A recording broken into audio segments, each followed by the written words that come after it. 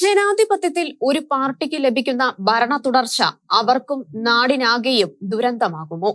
മൂന്നാം വട്ടവും കേരളത്തിൽ ഇടതുമുന്നണി അധികാരത്തിൽ വന്നാൽ അത് CPM-ന് വിനാശകരമാവും എന്ന കേരള സാഹിത്യ അക്കാദമി അധ്യക്ഷൻ കെ സച്ചിദാനന്ദൻ ഒരു ഇംഗ്ലീഷ് മാധ്യമത്തിന് കൊടുത്ത അഭിമുഖത്തിലെ നിരീക്ഷണം ഉയർത്തുന്ന ആത്മാർത്ഥമായ ആശങ്കയാണിത്. രണ്ടു വട്ടം തന്നെ ഒരു പാർട്ടിയെ ധാർഷ്ട്യത്തിലാക്കുവാൻ ധാരാളമാണ്. മൂന്ന് വട്ടം വന്നാൽ അത് പാർട്ടിയെ നശിപ്പിക്കും. ബംഗാളിൽ ഉണ്ടായത് ഇവിടെയും സംഭവിക്കും. ഞാൻ സഖാക്കളോട് പറയാറുണ്ട്, മൂന്നാം ഊഴം കിട്ടാതിരിക്കുവാൻ പ്രാർത്ഥിക്കണം. അങ്ങനെ സംഭവിച്ചാൽ എല്ലാം ഇല്ലാതാകും, അദ്ദേഹം പറഞ്ഞു. ഇന്നത്തെ നിലയിൽ CPM-ന് മൂന്നാം ഊഴം കിട്ടും എന്ന് ആരും കരുതുന്നില്ലെങ്കിലും സംഭവിച്ചാൽ സച്ചിദാനന്ദൻ പറഞ്ഞെടുത്ത് കാര്യങ്ങൾ എത്തും എന്നത് സത്യം. അതാണ് ഭാരതത്തിലെ രാഷ്ട്രീയ യാഥാർത്ഥ്യങ്ങൾ ഓർമ്മിപ്പിക്കുന്നതും. നാടിനെ അടക്കി ഭരിച്ചിരുന്ന കോൺഗ്രസ് ഇന്നത്തെ നിലയിൽ എത്തിയതിന്റെ കാരണവും ചോദ്യം ചെയ്യപ്പെടാത്ത വിധം ലഭിച്ച തുടർ ഭരണമല്ലേ? ഇന്ത്യയിലെ ഏറ്റവും മികച്ച കോൺഗ്രസ് സംഘടനാ സംവിധാനങ്ങളിൽ ഒന്നായി കേരളം മാറിയതിനു പിന്നിലെ കാരണവും ഇവിടെ 1957 മുതൽ ഉണ്ടായ ഭരണമാറ്റങ്ങൾ തന്നെയാണ് എന്നതല്ലേ സത്യം. തമിഴ്നാട്ടിൽ ദ്രാവിഡ പാർട്ടികൾ മാറി മാറി അധികാരത്തിൽ വരുന്നതുകൊണ്ട് രണ്ടും ശക്തമാണ്. കർണാടകത്തിലും കോൺഗ്രസും BJP-യും മാറി മാറി ഭരിക്കും എന്ന നില പ്രതീക്ഷ പകരുന്നതാണ്. ആന്ധ്രയിലും അതുതന്നെയാണ് കഥ. ബംഗാളിൽ CPM-നെ തൂത്തെറിഞ്ഞ് രണ്ടു വട്ടം അധികാരം പിടിച്ച മമതയുടെ പോക്കും വല്ലാത്ത അപകടത്തിലേക്കല്ലേ? ആരെയും കൂസാത്ത അവരുടെ സർക്കാർ അധ്യാപക നിയമനങ്ങളിലും മുനിസിപ്പൽ നിയമനങ്ങളിലും നടത്തിയ അഴിമതിയുടെ ഞെട്ടിപ്പിക്കുന്ന അഴിമതി കഥകളല്ലേ പുറത്തുവരുന്നത്? ഇത്തരത്തിലുള്ള പ്രവൃത്തികളുടെ കഥകൾ ജനങ്ങളെ അവരിൽ നിന്നും അകറ്റും. പാർട്ടി ഗുണ്ടകളെയും പോലീസ് കേസുകളെയും പേടിച്ച് വാ തുറക്കാതിരിക്കുന്നവർ പക്ഷേ ഒരു ദിവസം മനസ്സ് തുറക്കും, വോട്ട് ചെയ്യും. തെലങ്കാനയിൽ തുടർഭരണം അവിടെ ഉണ്ടാക്കുന്നത് വിനാശമാകുവാൻ തന്നെയാണ് സാധ്യത. ഭാരതത്തിലെ മിക്കവാറും സംസ്ഥാനങ്ങളിൽ ശക്തമായ സംസ്ഥാന പാർട്ടികൾ ഇങ്ങനെ അധികാരം നുകർന്ന് ഇല്ലാതായവയാണ്. കേരളത്തിലും കേരള കോൺഗ്രസുകളും RSPയും ബി വെല്ലിംഗ്ടന്റെ KTP-യും മാഞ്ഞൂരാന്റെ സോഷ്യലിസ്റ്റ് പാർട്ടിയും എല്ലാം ഉദാഹരണങ്ങളല്ലേ? അധികാരത്തിലെത്തുമ്പോൾ ജനങ്ങളിൽ നിന്നും എല്ലാ പാർട്ടിയും അകലും. അധികാരമുള്ളവന് ഓശാന പാടുന്ന ചില അവതാരങ്ങൾ പ്രത്യക്ഷപ്പെടും. ഭരണത്തിലൂടെ പ്രയോജനം ഉണ്ടാക്കുന്നവർ അവർ കാര്യങ്ങൾ നിയന്ത്രിക്കും. അവരുടെ ലക്ഷ്യം വേറെ ആയതിനാൽ സമൂഹത്തിൽ ഉയരുന്ന വിമർശനങ്ങൾ കണക്കിലെടുക്കില്ല. അധികാരം കൈയാളുന്നവരുടെ കൂടെ നിൽക്കുന്നു എന്ന് തോന്നിപ്പിച്ച് അവർ ലക്ഷ്യങ്ങൾ നേടും. ഭരിക്കുന്നവർക്ക് ഇവരെ തിരിച്ചറിയാനാവില്ല. ഒന്നാം പിണറായി സർക്കാർ അധികാരമേൽക്കുമ്പോൾ പിണറായി ഇത്തരക്കാരെ കുറിച്ച് സൂചിപ്പിച്ചിരുന്നു. എന്നാൽ രണ്ടാം ഭരണം വന്നപ്പോൾ കൂടെയുള്ള അവതാരങ്ങളെ അദ്ദേഹത്തിന് കാണാനായില്ല. അധികാരത്തിലേറ്റിയ ജനം മനസ്സുകൊണ്ട് പതുക്കെ അകലും. പ്രസ്ഥാനം വലിയ പതനത്തിൽ ആവുകയും ചെയ്യും. അധികാരം പോകുന്നതോടെ അവതാരങ്ങൾ പുത്തൻ അധികാരികളെ തേടിപ്പോകും. പ്രസ്ഥാനം വല്ലാത്ത പതനത്തിലാകും. കേരളത്തിൽ CPM-ന് കിട്ടാവുന്ന മൂന്നാം ഊഴം മാത്രമല്ല, ഇന്ദ്രപ്രസ്ഥത്തിലെ BJP-ക്ക് കിട്ടാവുന്ന മൂന്നാം ഊഴവും വലിയ ദുരന്തമായി മാറാം എന്ന അർത്ഥവും ഈ വാക്കുകളിൽ നിന്നും വായിച്ചെടുക്കേണ്ടതാണ്. അത് BJP-ക്ക് വിനാശകരമാവുമോ എന്നതും കണ്ടറിയണം. തുടർഭരണം കമ്മ്യൂണിസത്തെ നശിപ്പിക്കും എന്നത് ഇന്ത്യയിലെ മാത്രമല്ല ആഗോള യാഥാർത്ഥ്യമാണ്. റഷ്യയിലും കിഴക്കൻ യൂറോപ്പിലും ക്യൂബയിലും ഇത് കണ്ടു. കമ്മ്യൂണിസ്റ്റ് ഏകാധിപതികൾ മരിക്കുന്ന മറ്റു രാജ്യങ്ങളിലും ഏതവസരത്തിലും ഒരു ദുരന്തം ഉണ്ടാവാം. ഭയന്ന് കഴിയുന്ന ജനം പൊട്ടിത്തെറിക്കും. പോലീസിനോ പട്ടാളത്തിനോ അടിച്ചമർത്താനാവാത്ത പൊട്ടിത്തെറി ഉണ്ടാവുകയും ചെയ്യും. ഇന്ത്യയിൽ ബംഗാളിലും മണിപ്പൂരിലും സംഭവിച്ച ദുരന്തത്തിലേക്ക് കേരളവും നടക്കുന്നു എന്ന ഭീതി പാർട്ടിയെ സ്നേഹിക്കുന്ന നിരീക്ഷകർക്കെല്ലാം ഉണ്ട്. സ്നേഹിക്കുന്നവർ എന്നാൽ പാർട്ടിക്ക് വോട്ട് ചെയ്യുന്നവർ എന്ന മാത്രം അർത്ഥത്തിലല്ല. ഇന്ത്യയിൽ CPM-ന്റെ നിലപാടുകളെ എതിർക്കുമ്പോഴും പാർട്ടി നിലനിൽക്കണം എന്ന് ആഗ്രഹിക്കുന്നവർ എന്ന അർത്ഥത്തിൽ കൂടിയാണ്. BJP കേരള പ്രവേശനത്തിന് പരീക്ഷിച്ചു നോക്കുന്ന തന്ത്രവും ഏതാണ്ട് ഇതാണ്. അതുകൊണ്ടാണല്ലോ മുഖ്യമന്ത്രിക്ക് എതിരായുള്ള ആരോപണങ്ങളുടെ അന്വേഷണം എങ്ങുമെത്താതെ അവർ നോക്കുന്നത്. പക്ഷേ ഒരിക്കലും അദ്ദേഹത്തെ കുറ്റവിമുക്തനും ആക്കുന്നില്ല. എപ്പോൾ വേണമെങ്കിലും പിടികൂടാവുന്ന മട്ടിൽ തട്ടിക്കളിക്കുകയാണ് കേന്ദ്രം. അതുകൊണ്ട് BJP-ക്കെതിരെ ശക്തമായ നിലപാട് എടുക്കാതെ കേരളവും തട്ടിക്കളിക്കുന്നു. ഒന്നാം പിണറായി മന്ത്രിസഭയിലെ എത്ര അംഗങ്ങളാണ് അന്വേഷണത്തിന്റെ പരിധിയിൽ വന്നിരിക്കുന്നത്? KT ജലീലിനും EP ജയരാജനും രാജിവെക്കേണ്ടി വന്നു. മൊയ്തീന്റെ വീട്ടിൽ ഇ.ഡി. നടത്തിയത് 22 മണിക്കൂർ നീണ്ട റെയ്ഡാണ്. കരുവന്നൂർ ബാങ്ക് തട്ടിപ്പിലെ 29 കോടി മൊയ്തീനുമായി ബന്ധപ്പെട്ടാണത്രേ നടന്നത്. കോവിഡ് കാലത്ത് നല്ല പേരുണ്ടാക്കിയ ടീച്ചറമ്മയും ഇപ്പോൾ സംശയത്തിന്റെ നിഴലിലാണ്. അക്കാലത്തെക്കുറിച്ച് സ്വപ്ന സുരേഷ് പറഞ്ഞതെല്ലാം സത്യം എന്ന് തോന്നിപ്പിക്കുന്ന കണ്ടെത്തലുകളാണ് വരുന്നത്. മുഖ്യമന്ത്രിയുടെ സ്പെഷ്യൽ പ്രൈവറ്റ് സെക്രട്ടറി ആയിരുന്ന എം ശിവശങ്കർ നടത്തിയ ഓരോ പ്രവൃത്തിയും ഉണ്ടാക്കിയ നഷ്ടക്കണക്കുകൾ ഓരോന്നോരോന്നായി പുറത്തുവരുന്നു. കെ ഫോണിന് കരാറ് പുതുക്കിയ വകയിൽ ഉണ്ടായ 36 കോടിയുടെ നഷ്ടത്തെക്കുറിച്ച് CAG ചൂണ്ടിക്കാണിച്ചിരിക്കുന്നു. പദ്ധതിക്കുള്ള മൊബിലൈസേഷൻ ഫണ്ട് ക്രമരഹിതമായി കൊടുത്തു എന്നാണ് CAG കണ്ടെത്തിയിരിക്കുന്നത്. ഇ.ഡിയുടെ അന്വേഷണവും CAGയുടെ കണ്ടെത്തലും എല്ലാം രാഷ്ട്രീയ പകപോക്കലാണ് എന്ന് പറഞ്ഞ് എത്ര കാലം രക്ഷപ്പെടാനാവും? പിണറായി സർക്കാരിന് തുടർഭരണം കിട്ടുന്നത് കേരളത്തിന് മാത്രമല്ല CPM-നും വിനാശകരമാകുമെന്ന് 2021 നിയമസഭാ തെരഞ്ഞെടുപ്പ് കാലത്ത് കോൺഗ്രസ് നേതാവ് AK ആന്റണി നൽകിയ മുന്നറിയിപ്പ് സത്യമാണെന്ന് ജനം കണ്ടുകൊണ്ടിരിക്കുകയല്ലേ. തുടർച്ചയായ തുടർഭരണം ഏകാധിപതികളെ സൃഷ്ടിക്കും. അവർ സ്വേച്ഛാധിപത്യപരമായി ഭരിക്കും. ഭരണം നിലനിർത്താൻ എല്ലാ സംവിധാനങ്ങളെയും ദുരുപയോഗിക്കും. ഇത്തരം പ്രവണതകളുടെ അടയാളങ്ങൾ കേരളത്തിലും കാണുന്നു. EMS-ഉം നായനാരും VS-ഉം കേരളത്തിലെ മുഖ്യമന്ത്രിമാരായിരുന്ന കാലത്ത് സർക്കാരിലും മുഖ്യമന്ത്രിയിലും പാർട്ടി ശക്തമായ നിയന്ത്രണം ഏർപ്പെടുത്തി. EMS-ന്റെ 1ാം മന്ത്രിസഭയുടെ കാലത്ത് സാക്ഷാൽ MN ആയിരുന്നു പാർട്ടി സെക്രട്ടറി. നായനാരുടെ കാലത്ത് VS-ഉം VS-ന്റെ പ്രൈവറ്റ് സെക്രട്ടറിമാരെയും ഉപദേശകനെയും വരെ പാർട്ടി പുറത്താക്കി. ഇന്ന് അത്തരത്തിൽ ശക്തമായ ഒരു പാർട്ടി നേതൃത്വം ഇല്ല. പാർട്ടി സെക്രട്ടറി മുഖ്യമന്ത്രിക്ക് വിധേയനായി പ്രവർത്തിക്കുന്നതായാണ് നിരീക്ഷിക്കപ്പെടുന്നത്. ഇടതുമുന്നണിയിലെ ഘടക കക്ഷികളിലും ശക്തരായ നേതാക്കളില്ല. ഉള്ളവർ തന്നെ നിശബ്ദരാക്കപ്പെട്ടിരിക്കുന്നു. മന്ത്രിസഭാ രൂപീകരണ കാലത്ത് പിണറായി കാണിച്ച ഏകാധിപത്യത്തെ ആരും ചോദ്യം ചെയ്തില്ല. പ്രഗത്ഭരെ എല്ലാം ഒഴിവാക്കി. പാർട്ടിയുടെ ദേശീയ നേതൃത്വത്തെ പോലും അമ്പരപ്പിച്ചുകൊണ്ട് KK ശൈലജയെ വരെ ഒഴിവാക്കി. മകളുടെ ഭർത്താവിനെ വരെ മന്ത്രിയാക്കി. സുപ്രധാനങ്ങളായ മരാമത്ത്, ടൂറിസം വകുപ്പുകൾ കൊടുക്കുകയും ചെയ്തു. ഭരണത്തിൽ ഒരാൾ ഇങ്ങനെ കരുത്തനാകുന്നു എന്ന് കണ്ടാൽ പിണറായിയുടെ ഭാഷയിൽ പറഞ്ഞാൽ അവതാരങ്ങൾ ചുറ്റും കൂടും. അവർ മുഖസ്തുതിയുടെയും കാര്യം കാണുന്നതിന് വേണ്ട എല്ലാ വങ്കത്തരങ്ങളുടെയും ആശാന്മാരും ആയിരിക്കും. എല്ലാ സർക്കാർ സംവിധാനങ്ങളും ഭരണം നിലനിർത്തുവാൻ ഉപയോഗിക്കുന്നതിൽ ഒരു അന്യായവും അവർ കാണില്ല. തട്ടിപ്പുകാരും വെട്ടിപ്പുകാരും ശക്തരാകും. അവരെയെല്ലാം ന്യായീകരിക്കുന്നതാവും ഭരണത്തിലെ നടത്തിപ്പുകാർ. സാവകാശം ആദർശ നിഷ്ഠരായവർ അകലും. അവർ വല്ലപ്പോഴും അഥവാ വാ തുറന്നാൽ തന്നെ അതിന്റെ അരുചി മനസ്സിലാക്കുവാൻ ഭരിക്കുന്നവർക്ക് സാധിക്കില്ല. അവർക്ക് സച്ചിദാനന്ദനെ പോലെ അബദ്ധം കാണിച്ചു പോയല്ലോ എന്ന കുറ്റബോധമാവും ഉണ്ടാവുക. ഇങ്ങനെ പറയുന്നവരെ സ്തുതിപാഠകർ ഹീനമായി ആക്രമിക്കും, അപമാനിക്കും. 1ാം പിണറായി മന്ത്രിസഭയിലെ മരാമത്ത് മന്ത്രിയായിരുന്ന G. സുധാകരന് ഇപ്പോൾ കിട്ടുന്നത് അത്തരക്കാരുടെ മറുപടികളാണ്. അദ്ദേഹത്തിന്റെ കാലത്ത് നിർമ്മാണം ആരംഭിച്ച ആലപ്പുഴയിലെ 2 പാലങ്ങളുടെ ഉദ്ഘാടനത്തിന് അദ്ദേഹത്തെ വിളിച്ചതുപോലുമില്ല. അദ്ദേഹം വേദനയോടെ പ്രതികരിച്ചപ്പോൾ സുധാകരന് വേണ്ട അംഗീകാരം പാർട്ടി കൊടുത്തിട്ടുണ്ട് എന്നായിരുന്നു ഒരിക്കൽ അദ്ദേഹത്തിന്റെ തന്നെ അനുയായിയായിരുന്ന J. ചിത്രജ്ഞന്റെ തിരിച്ചടി. CPM പോലെ ഒരു പാർട്ടിയുടെ ഒരു മുഖ്യമന്ത്രി പ്രധാന വരുമാന മാർഗമാകുന്ന പാർട്ടിയുടെ ദേശീയ നേതൃത്വം മിക്കവാറും അദ്ദേഹത്തിന്റെ മുൻപിൽ നിശബ്ദനാകും. EMS-നെ പോലുള്ള ഒരു ദേശീയ സെക്രട്ടറി ഉണ്ടായിരുന്നിട്ടും ബംഗാളിലെ ജ്യോതി ബാസുവോ ബുദ്ധദേവോ പറയുന്നതായിരുന്നില്ലേ 1977 മുതൽ 2011 വരെ ബംഗാൾ ഭരണം ഉണ്ടായിരുന്ന 34 വർഷക്കാലത്തെ പാർട്ടിയിൽ പ്രമാണം. അക്കാലത്ത് കേരള ഘടകവും ബംഗാൾ ഘടകവും തമ്മിൽ ഉണ്ടായിരുന്ന തർക്കങ്ങളെക്കുറിച്ച് ആർക്കാണ് അറിയാത്തത്? 5 വട്ടം ബാസുവും 2 വട്ടം ബുദ്ധദേവും ബംഗാളിലെ മുഖ്യമന്ത്രിമാരായി. ഇടതുമുന്നണി എന്നതായിരുന്നു തുടക്കത്തിൽ സംവിധാനത്തിന്റെ പേര്. അന്ന് അതിൽ അംഗങ്ങളായിരുന്ന പാർട്ടികൾക്കെല്ലാം സാമാന്യം ജനപിന്തുണയും ബംഗാളിൽ ഉണ്ടായിരുന്നു. CPI, RSP, ഫോർവേഡ് ബ്ലോക്ക് തുടങ്ങി ഇടതു പാർട്ടികൾ മാത്രമല്ല, ബംഗ്ലോ കോൺഗ്രസ് എന്ന ജനാധിപത്യ പാർട്ടിയും ആ മുന്നണിയിൽ ഉണ്ടായിരുന്നു. അജയ് കുമാർ മുഖർജി നയിച്ച ആ പാർട്ടി അടക്കം ഇടതുമുന്നണിയിൽ ഉണ്ടായിരുന്ന എല്ലാ പാർട്ടിയും ഫലത്തിൽ ഇല്ലാതായി. കോൺഗ്രസ് മാത്രം നാമാവശേഷമായില്ല.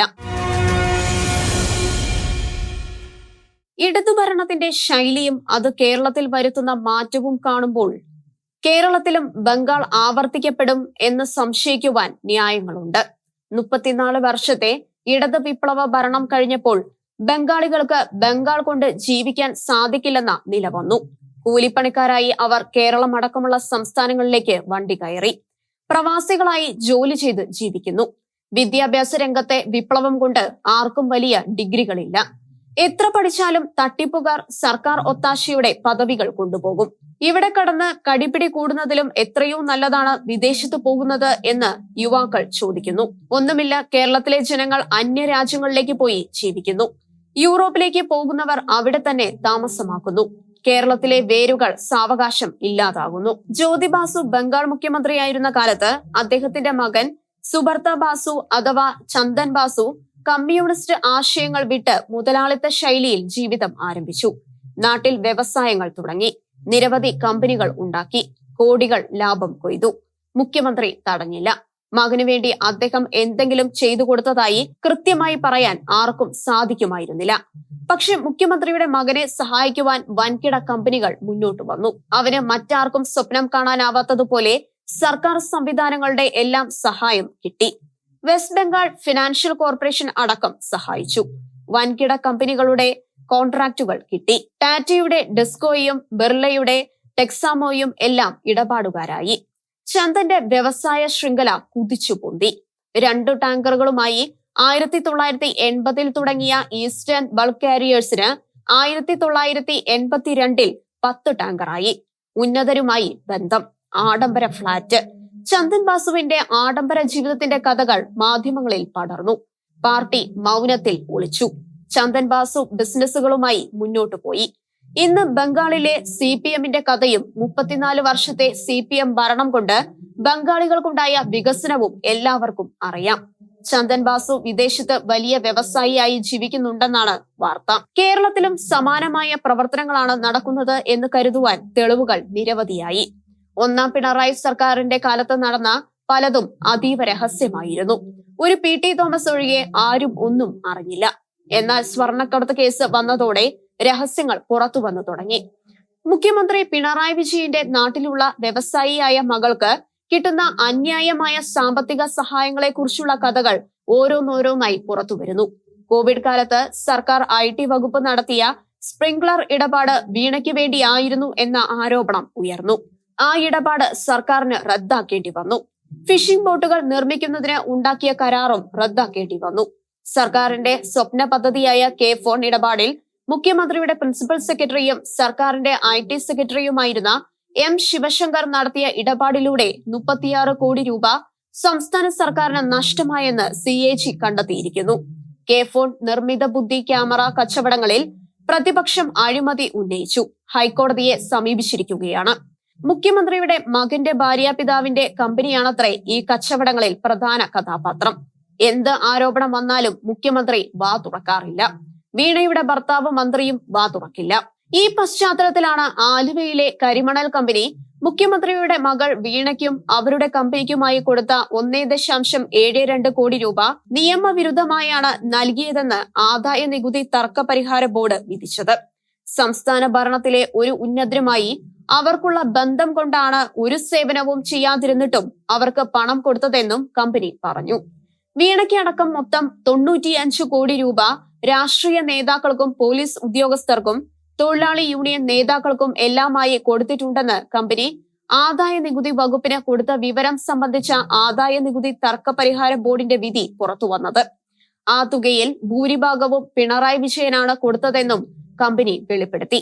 പിണറായി മുഖ്യമന്ത്രി ആകുന്നതിനും വളരെ കാലം മുമ്പേ പാർട്ടി സെക്രട്ടറി ആയിരിക്കുന്ന കാലം മുതലേ ആരംഭിച്ച ബന്ധമാണിത്. പ്രതിപക്ഷത്തെ പലർക്കും ഇതുപോലെ സഹായം കൊടുത്തിട്ടുണ്ടെന്നും കമ്പനി വെളിപ്പെടുത്തി. അതുകൊണ്ട് ഇക്കാര്യത്തിൽ സർക്കാരിനെതിരായ കടന്നാക്രമണത്തിന് പോരാട്ടത്തിന് തുടക്കം കുറിക്കുവാൻ പ്രതിപക്ഷം അറച്ചുനിന്നെങ്കിലും മാത്യു കുഴൽനാടനിലൂടെ കളി വല്ലാത്ത മാനത്തിലെത്തി. ചാനലുകളിലെല്ലാം അന്തിച്ചർച്ചയുടെ വിഷയം വീണയും അവരുടെ കമ്പനിയായ എക്സാലോജിക്കുമായി. ഈ തട്ടിപ്പിൽ ഇടതുമുന്നണി കാണിക്കുന്ന നിസ്സംഗതയായി. ബംഗാളിലെ പാർട്ടി മുഖ്യമന്ത്രിയുടെ മകനെ ന്യായീകരിക്കുവാൻ വലിയ ശ്രമം നടത്തിയില്ല. എന്നാൽ കേരളത്തിലെ പാർട്ടി ഔദ്യോഗികമായി തന്നെ വീണയ്ക്ക് പിന്തുണ കൊടുത്തു. അവർ പണം വാങ്ങിയത് നിയമവിധേയമായിട്ടാണെന്ന് പാർട്ടി വാദിച്ചു. മാസപ്പടി ഒന്നും അല്ലെന്നും ആ ഇടപാടിൽ ഒരു പ്രശ്നവും ഇല്ലെന്നും പാർട്ടി സെക്രട്ടറി പ്രസ്താവിച്ചു. കൂടുതൽ ചോദ്യങ്ങളെ നേരിടാതെ അദ്ദേഹം പത്രസമ്മേളനം അവസാനിപ്പിച്ചു. പണ്ട് കല്ലുവാതുക്കൽ മദ്യദുരന്തത്തിലെ മണിച്ചനോട് മാസപ്പടി വാങ്ങിയതിന് ശിക്ഷിക്കപ്പെട്ട സഖാക്കളെങ്കിലും ഈ നിലപാടിൽ സങ്കടപ്പെടും. കോവിഡ് കാലത്തെ ടീച്ചറമ്മ കെ ശൈലജയും വീണയ്ക്കു വേണ്ടി രംഗത്തു വന്നു. പിണറായിയുടേത് പാർട്ടി കുടുംബമാണെന്നും ആ കുടുംബത്തെ വേട്ടയാടാൻ അനുവദിക്കില്ലെന്നും അവർ പറഞ്ഞു. പാർട്ടി കുടുംബത്തിനായി നിലനിൽക്കുന്നവർക്ക് കുടുംബത്തിന്റെ കമ്മ്യൂണിസ്റ്റ് ശൈലിയെക്കുറിച്ചും പറയാൻ ബാധ്യതയില്ലേ? വീണയും സഹോദരനും ജീവിക്കുന്നത് പാവം സഹാക്കളെ പോലെ ആണോ? വീണയ്ക്ക് കിട്ടിയ പണത്തിന്റെ കാര്യത്തിൽ മുഖ്യമന്ത്രി പ്രതികരിക്കേണ്ടതില്ലെന്ന് വരെ പാർട്ടി പറഞ്ഞു. അതോടെ അവർ കേസ് തീർത്ത പോലെയായി. പക്ഷേ പിണറായി പാർട്ടിയുടെ മാത്രം മുഖ്യമന്ത്രിയല്ലല്ലോ. ജനങ്ങൾക്ക് പലതും അറിയേണ്ടതില്ലേ? വീണയുടെ കച്ചവടത്തെ ന്യായീകരിച്ച പാർട്ടി സംഭവം പരസ്യമാക്കിയ കുഴൽനാടനെ ഭയപ്പെടുത്തുവാൻ രംഗത്തിറങ്ങി. അദ്ദേഹത്തിന്റെ ഓഫീസിലേക്ക് ഡിവൈഎഫ്ഐക്കാർ പ്രകടനം നടത്തി.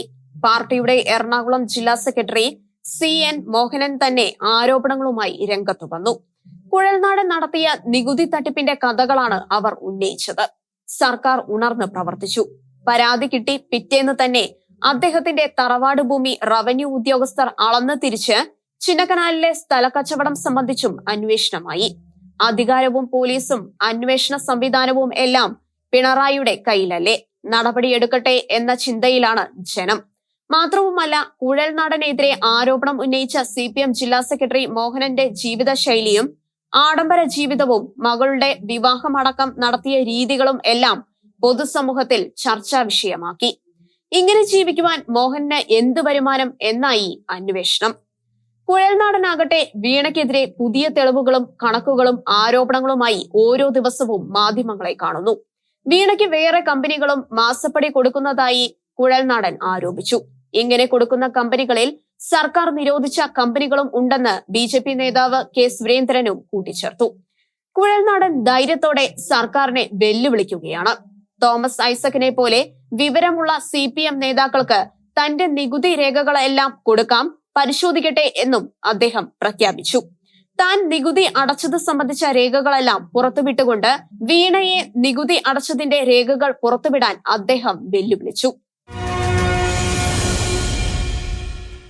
വീണ നികുതി അടച്ചതിന്റെ രേഖകൾക്കായി ചോദിക്കുന്നതിലെ ആപത്ത് ആ പോരാട്ടത്തിലെ യഥാർത്ഥ വിഷയത്തിൽ നിന്നും ശ്രദ്ധ തിരിക്കും എന്ന് ഇടത് സാമ്പത്തിക വിദഗ്ധനായ തോമസ് ഐസക് തന്നെ ഓർമ്മിപ്പിച്ചു.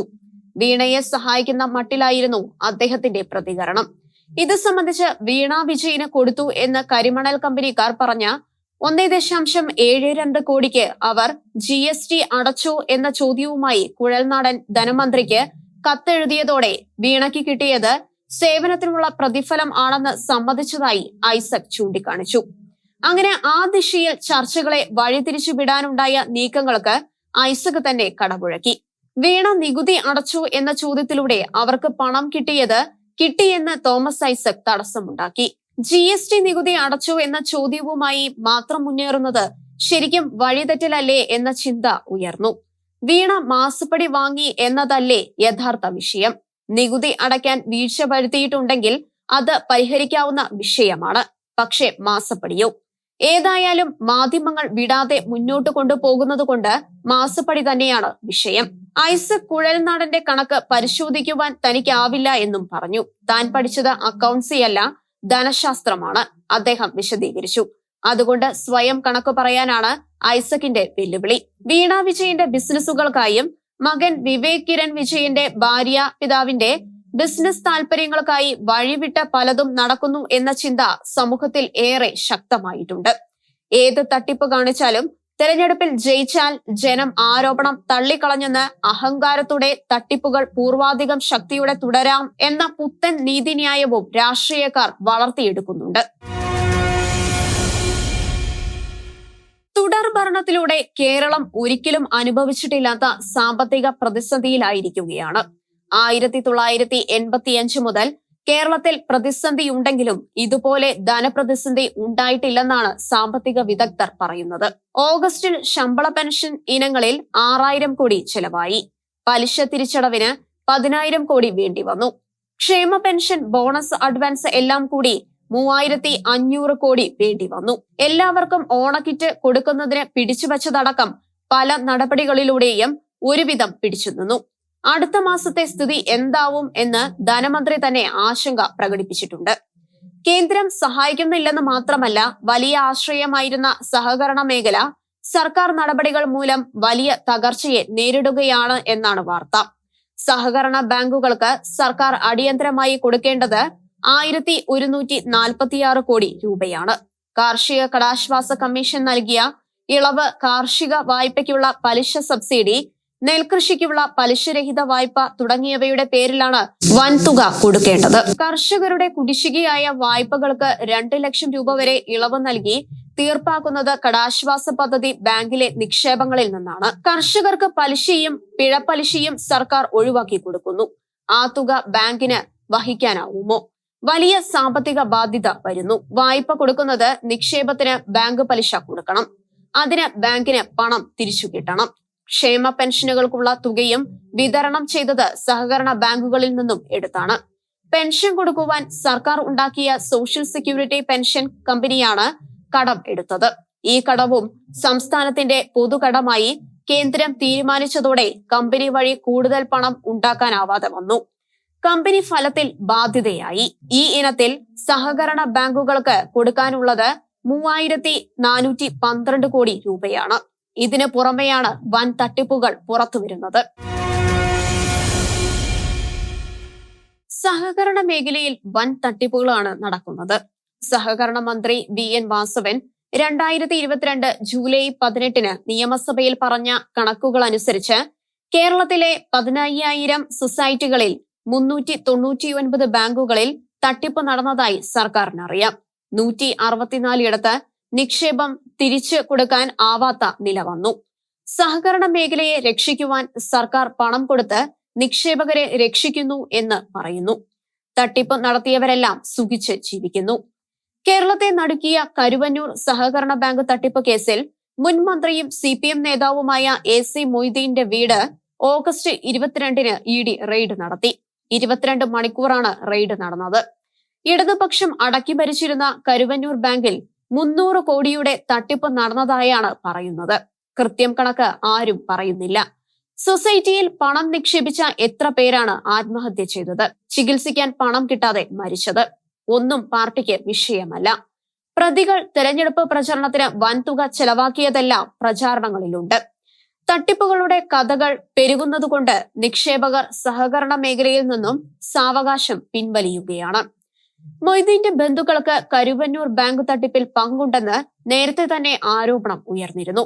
ഇക്കാര്യത്തിൽ മുൻ ജില്ലാ സെക്രട്ടേറിയറ്റ് അംഗം CK ചന്ദ്രൻ, AC മൊയ്തീൻ എന്നിവരുടെ പങ്ക് അന്വേഷിക്കണം എന്ന് ജയിലിൽ കഴിയുന്ന 1-ാം പ്രതി മുൻ സെക്രട്ടറി TR സുനിൽകുമാറിന്റെ അച്ഛൻ രാമകൃഷ്ണൻ ആവശ്യപ്പെട്ടിരുന്നു. സുനിൽകുമാർ തീരുമാനങ്ങളിൽ ഒപ്പിടുക മാത്രം ചെയ്തു. തീരുമാനം എടുത്തത് നേതാക്കളാണ്. പൊറത്തിശ്ശേരി, മാപ്രാണം ലോക്കൽ കമ്മിറ്റികളും ഇരിങ്ങാലക്കുട ഏരിയ കമ്മിറ്റിയും തീരുമാനിച്ചതനുസരിച്ചാണ് വായ്പ കൊടുത്തതെന്ന് അദ്ദേഹം പറഞ്ഞു. രേഖകളില്ലാതെ വായ്പ കൊടുത്തത് ഈ നേതാക്കളുടെ അറിവോടെ മാത്രമാണെന്നും അദ്ദേഹം പറഞ്ഞു. വളരെ ക്രൂരമായിരുന്നു ആ അച്ഛന്റെ വാക്കുകളോടുള്ള മൊയ്തീന്റെ പ്രതികരണം. തട്ടിപ്പുകാരന്റെ അച്ഛന്റെ പ്രതികരണം അതാണ് മൊയ്തീൻ പറഞ്ഞതായി മാധ്യമങ്ങളിൽ വന്നത്. താൻ നിരപരാധിയാണെന്നും 2016 ജില്ലാ സെക്രട്ടറി സ്ഥാനത്ത് നിന്നും മാറിയതാണെന്നും എല്ലാം മൊയ്തീൻ പറയുന്നുണ്ട്. പക്ഷേ ആർക്കും വിശ്വാസം വരുന്നില്ല. കൊല്ലത്ത് 55 കോടി രൂപയുടെ തട്ടിപ്പ് വെളിച്ചത്തു വന്നിട്ടുണ്ട്. നടക്കൽ ബാങ്കിൽ തന്നെ തട്ടിച്ചത് 47.59 കോടി രൂപയാണ്. 2020 ഏപ്രിൽ 1 മുതൽ 2021 മാർച്ച് 31 വരെ നടന്ന തട്ടിപ്പിന്റെ കണക്കാണിത്. റിസർവ് ബാങ്കിലെ സൂക്ഷിപ്പ് കൊണ്ട് തട്ടിപ്പിലെ നഷ്ടം പരിഹരിക്കാം എന്ന് പ്രസിഡന്റ് അവകാശപ്പെടുന്നു. ഏതായാലും 23 പേർ പ്രതിയായി. ചാത്തന്നൂർ ബാങ്കിൽ 7.48 കോടിയാണ് തട്ടിച്ചത്. 22 പേർക്ക് കൊടുത്ത വായ്പ. നെടുങ്കളം ബാങ്കിൽ 26.55 ലക്ഷം തട്ടിച്ചു. പുൽപ്പള്ളി സഹകരണ ബാങ്കിൽ 8.5 കോടിയാണ് തട്ടിച്ചത്. അവിടെ ഒരു രാജേന്ദ്രൻ നായർ 80,000 രൂപ എടുത്തു. ബാങ്ക് രേഖയിൽ 25 ലക്ഷമാണുള്ളത്. അദ്ദേഹം ആത്മഹത്യ ചെയ്തു. കോൺഗ്രസ് ഭരിക്കുന്ന ബാങ്കാണിത്. തിരുവനന്തപുരം കണ്ടലയിൽ CPI ഭരിക്കുന്ന ബാങ്കിലെ തട്ടിപ്പ് 100 കോടി രൂപയുടേതാണ് എന്നാണ് ഇപ്പോഴത്തെ വിവരം. കാൽ നൂറ്റാണ്ടായി പ്രസിഡന്റായി ഭരിക്കുന്ന ബാസുരംഗൻ ഭാര്യ, മകൻ എല്ലാവരും വൻതുക മതിയായ രേഖകളില്ലാതെ എടുത്തിട്ടുണ്ട്. പല പ്രാദേശിക CPI-കാർക്കും വൻതുക കൊടുത്തിട്ടുണ്ട്. മാറനെല്ലൂർ പഞ്ചായത്ത് മുൻ വൈസ് പ്രസിഡന്റ് CPI നേതാവ് ഗോപകുമാർ 2.22 കോടി രൂപയാണ് വായ്പയെടുത്തത്. പ്രസിഡന്റിന്റെ സന്തത സഹചാരി സാജിൻ ജെ ചന്ദ്രൻ എടുത്തത് 85 ലക്ഷം രൂപ. തട്ടിപ്പുകളെ നിയമപരമായും രാഷ്ട്രീയമായും നേരിടും എന്നാണ് പ്രതികളുടെ വെല്ലുവിളി. വീണ്ടും തെരഞ്ഞെടുക്കപ്പെട്ടാൽ തട്ടിപ്പ് തട്ടിപ്പല്ലാതാകും എന്നാണ് പുതിയ വാദം.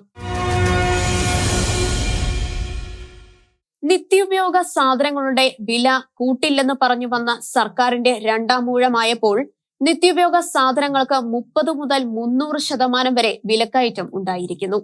പൊതുവിപണിയെ നിയന്ത്രിക്കുന്ന സർക്കാർ സംവിധാനമായ സപ്ലൈകോ തീർത്തും ദയനീയ നിലയിലായി. സപ്ലൈകോയ്ക്ക് സർക്കാർ കൊടുക്കാനുള്ളത് 4500 കോടി രൂപയാണ്. ഓണക്കാലത്തെ കച്ചവടത്തിനായി അവർ 816 കോടി അടിയന്തരമായി ചോദിച്ചു. 800 കോടി കൊടുക്കാമെന്ന് സർക്കാർ വാഗ്ദാനം ചെയ്തു. പക്ഷേ കൊടുക്കാനായത് 70 കോടിയാണ്. അവർ 15500 ടൺ അരിക്ക് കൊട്ടേഷൻ വിളിച്ചു. കരാറുകാർ വന്നത് 5500 ടണ്ണിന് മാത്രം. പല കരാറുകാർക്കും വൻ കുടിശ്ശിക കൊടുക്കാനുണ്ട്. ഓണക്കിറ്റ് പരിമിതപ്പെടുത്തി. നെല്ലിന്റെ സംഭരണ വിലയായ 1200 കോടിയാണ് കുടിശ്ശിക.